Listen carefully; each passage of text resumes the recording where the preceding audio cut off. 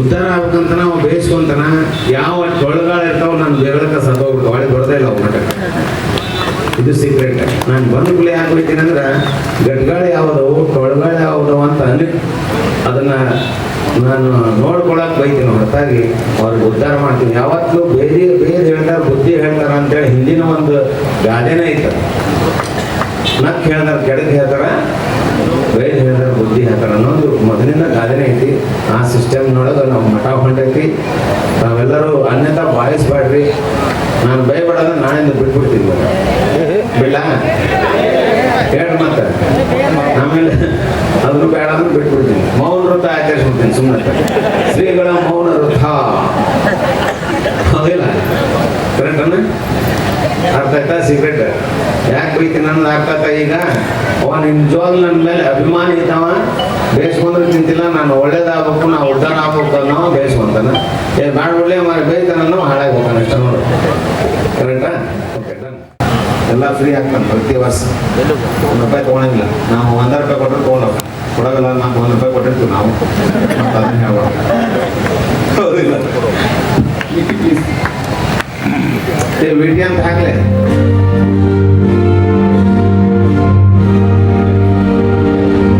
ಚಲೋ ತಮ್ಮ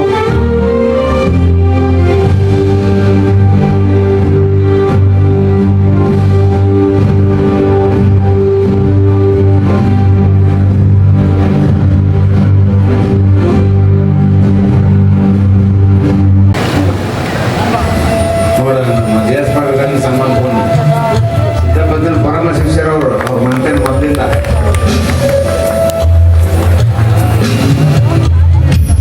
ನಮ್ಮ ಅವರು ಕೂಡ ಸ್ವಾಗತ ಕೊಡ್ತಾ ಇದ್ದೇವೆ. ಅದು ಹೆಂಗೆ ಸ್ಪಾನ್ಸರ್ ಮಾಡ್ರ ಅಂದ್ರೆ ಸುಮ್ಮನೆ ಯಾರು ಸ್ಪಾನ್ಸರ್ ಮಾಡೋಲ್ಲ. ಏನಂತ ಹೇಳ್ಬೋದು, ಏನಾರ ಪೌಡ್ ಆದ್ರೆ ಮಾಡ್ತಾರೆ. ಇವ್ರಿಗೆ ಆಶೀರ್ವಾದ ಆಗತ್ತಂದಿದ್ವಿ, ಆಗೈತಿ ಅದಕ್ಕೆ ಮಾಡ್ಯಾರ. ಇಲ್ಲ ಸುಮ್ಮನೆ ಮಾಡಂಗಿಲ್ಲ. ಜನ ಭಾಳ ಬೇಜಾರು ಬಂದೈತಿ. ಪೌಡ್ ಆದ್ರೆ ಕೊಡ್ತಾರೆ. ಆಶೀರ್ವಾದ ಆಗತ್ತಂದಿದ್ದೆ, ಆಗೈತೆ. ಅಲ್ಲ ಆಗೈತಿ, ಇಲ್ಲಿ ಪವಾಡ ಆಗೈತಿಲ್ಲ ಅದು. ಹೌದಿಲ್ಲ? ಓಕೆ, ಧನ್ಯವಾದಗಳು. ಬಂದಿದ್ದೆ ಸೈಡ್ ಶಾಸಕರು ಬರ್ತಾರೆ. ನಾವು ಭಾಳ ಸಣ್ಣವರಿದ್ದಾಗ ಅಂದರೆ ನಾನೀಗ ಸುಮಾರು 50-55 ವರ್ಷದ ಹಿಂದೆ ಅವಾಗ ಪೂಜ್ಯ ಸಿದ್ದಯ್ಯನವರು ಇಲ್ಲಿ ನೆಲೆಸಿದಾಗ ಅವಾಗಿಂದನೇ ನಾವು ಅವರ ಆಶೀರ್ವಾದದಿಂದ ನಾವೆಲ್ಲ ಮುಂದೆ ಬಂದವರು. ಪ್ರಸಂಗ ಹೆಂಗಿತ್ತು ನಾವು ಮಧ್ಯಸ್ಥಾನ ಬಂದಾಗ ಅಂದ್ರೆ ಅವಾಗ ನಮ್ಮ ರೋಣ ಪುರಸಭೆ ಅಧ್ಯಕ್ಷರ ಚುನಾವಣೆ ಇರತಕ್ಕಂಥ ಸಂದರ್ಭದಲ್ಲಿ ಎಲ್ಲ ನಮ್ಮ ಬೆಂಬಲಿತ ಸದಸ್ಯರನ್ನ ಕರ್ಕೊಂಡು ಬಂದು ಇಲ್ಲೇ ಸುಮಾರು 8-10 ದಿವಸ ಇಲೆಕ್ಷನ್ ಆಗುವವರೆಗೆ ಇಲ್ಲೇ ಹದ್ದನವರ ಅಡಿಯಲ್ಲಿ ನಾವೆಲ್ಲ ಎದ್ದು ಇಲ್ಲೇ ಪ್ರಸಾದ ಮಾಡಿ ಇಲ್ಲೇ ಸ್ನಾನ ಮಾಡಿ ಇದ್ದಂಥವ್ರು. ಅದಕ್ಕೆ ನಾನು ಆಗ್ಲೆಲ್ಲ ಹೇಳ್ತಿರ್ತೀವಿ, ಇವತ್ತೇನಾದರೂ ಸಮಾಜದಲ್ಲಿ ಏನಾದರೂ ಗೌರವಪೂರ್ವಕವಾಗಿ ನಾನು ಏನಾದರೂ ಜೀವನ ಮಾಡ್ತಿದ್ದ ಅಂದ್ರೆ ಇಂಥ ಪೂಜ್ಯ ಶರಣರ ಆಶೀರ್ವಾದನೇ ಅದಕ್ಕೆ ಕಾರಣ ಅಂತೇಳಿ ನಾನು ಈ ಸಂದರ್ಭದಲ್ಲಿ ಭಾವಿಸ್ಕೊಳ್ತಾ ಇದ್ದೇನೆ. ಇವತ್ತು ನಿಜವಾಗಿಯೂ ಈ ಭಾಗದ ಮತ್ತು ಈ ಮಠದ ಭಕ್ತರು ನಾವೆಲ್ಲ ಪುಣ್ಯವಂತರೇ. ಯಾಕ ಇಂಥ ಒಂದು ಆಧುನಿಕ ವ್ಯವಸ್ಥೆಯಲ್ಲಿ ಬಹಳಷ್ಟು ರೀತಿಯಿಂದ ಇವತ್ತು ನಾವೆಲ್ಲ ನೋಡ್ತಾ ಇದ್ದೀವಿ. ಮಠಗಳ ಕಾರ್ಯಕ್ರಮಗಳನ್ನ ನೋಡುವಾಗ ಅದೇ ಹಳೆಯ ಸಂಪ್ರದಾಯ, ಪುರಾಣ ಪ್ರವಚನ ಇವೆಲ್ಲ ನಾವು ಕಾರ್ಯಕ್ರಮಗಳನ್ನ ತಿಂಗಳಾನುಗಟ್ಟಲೆ ಮಾಡಿ ಪ್ರಸಾದ ಮಾಡಿ ನಮ್ಮ ಭಕ್ತರನ್ನ ಅಲ್ಲಿ ಸೇರಿಸ್ತಕ್ಕಂಥ ಒಂದು ವ್ಯವಸ್ಥೆ ಒಂದ್ ಕಡೆ ನಡೀತಿದೆ. ಆದ್ರೆ ಇಲ್ಲಿ ಅಜ್ಜನವರು ಈ ಮಠದ, ಯಾಕಂದ್ರೆ ಸಿದ್ದಯ್ಯನವರು ಅಂತಂದ್ರೆ ಯಾವಾಗಲೂ ಸಂಗೀತ ಪ್ರಿಯರು. ಇವತ್ತು ಅಜ್ಜನವ್ರು ಏನಾರ ಕಲಾ ಪೋಷಕ ಕಲಾವಂತರಿಗೆ ಪ್ರೋತ್ಸಾಹ ಕೊಡ್ತಾರಂದ್ರೆ ಅದನ್ನ ಪರಂಪರೆಯಿಂದ ಬಂದಂತ ವಿಚಾರವನ್ನು ಕೂಡ ನಾವೆಲ್ಲ ಅರ್ಥ ಮಾಡ್ಕೊಳ್ಬೇಕು. ಅಂತ ಒಂದು ವಿಚಾರವನ್ನ ಇವತ್ತು ನಮ್ಮ ಪೂಜ್ಯರು, ಯಾಕಂದ್ರೆ ನಾ ಹೇಳಿದಲ್ಲಿ ಇದು ಆಧುನಿಕ ವ್ಯವಸ್ಥೆ. ನಾವು ಎಲ್ಲರೂ ಬಂದು ಇಲ್ಲಿ ದಿವಸ ಅದು ಸಿದ್ದನಕೊಳ್ಳ ಈ ಪವಿತ್ರ ಸ್ಥಾನಕ್ಕೆ ಬರಬೇಕು, ಎಲ್ಲ ದೂರಲಿಂದ ಬಂದು ಪುರಾಣ ಪುಣ್ಯ ಕಥೆ ಕೇಳಬೇಕಂದ್ರೆ ಎಷ್ಟು ಮಂದಿ ಬರ್ತಿದ್ದೋ ಗೊತ್ತಿಲ್ಲ ನಾನು. ಆದ್ರೆ ಅದ್ರ ಜೊತೆಗೆ ಏನು ಪ್ರಾಚೀನ ಕಾಲದಿಂದ ಕಲೆಗೆ ಬಹಳಷ್ಟು ಮಹತ್ವ ಇರ್ತೈತೆ. ಆದ್ರೆ ಇವತ್ತಿನ ಸಂದರ್ಭದಲ್ಲಿ ಈ ಕಲಾಕಾರರನ್ನ ಬೆಂಬಲಿಸ್ತಕ್ಕಂಥ ಒಂದು ವ್ಯವಸ್ಥೆ ಬಹಳ ವಿರಳ ನಾವೆಲ್ಲ ಕಾಣೋದು. ಮತ್ತೆ ಕಲಾಕಾರನವ್ರು ಯಾರೂ ಉದ್ಧಾರ ಆಗಿಲ್ಲ.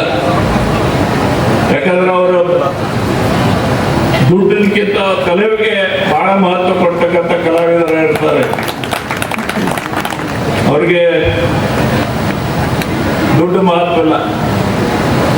ಅವರ ಕಲೆ ಏನಿದೆ ಅದನ್ನ ನಾವು ಪ್ರದರ್ಶನ ಮಾಡಬೇಕು ಅನ್ನೋ ವಿಚಾರ ಕೂಡ ಅವ್ರದ್ದು ಬಹಳಷ್ಟು ಅವ್ರ ವಿಚಾರ ಇರುತ್ತೆ.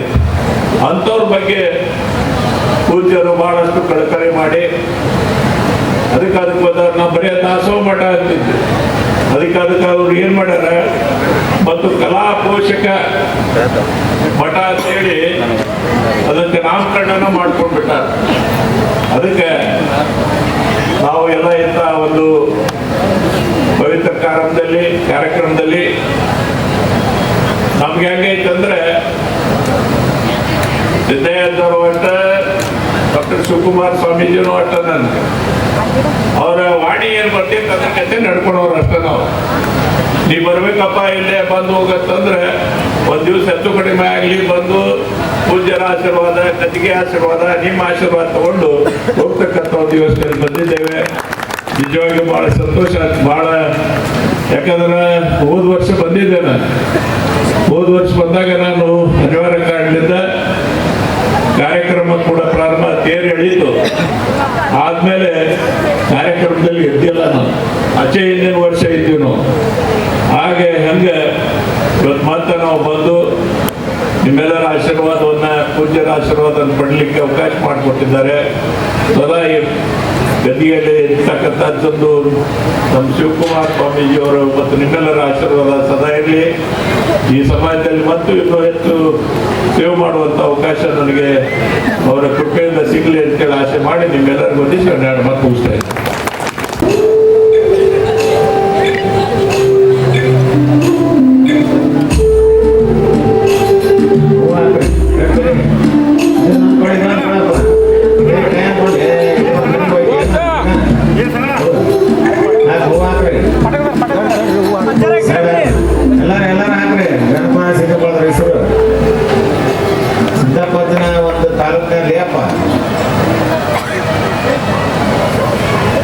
ಬಹಳ ಅದ್ದೂರಿಯಾಗಿ ಸನ್ಮಾನ ಮಾಡಿದಂಥ ಸಿದ್ದನಕೊಳ್ಳ ಬೆಳಗಾವಿ ಗ್ರಾಮಸ್ಥರಿಗೆ ಹಾಗೂ ಎಲ್ಲ ಸಿದ್ದನಕೊಳ್ಳ ಮಠದ ಸದ್ಭಕ್ತರಿಗೆ, ಮಾಧ್ಯಮ ಮತ್ತು ಪತ್ರಿಕಾ ಬಳಗದ ಧನ್ಯವಾದ ಹೇಳ್ತಾ ಇದ್ದೀವಿ.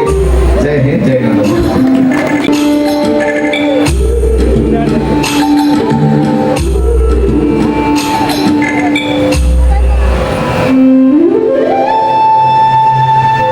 Oh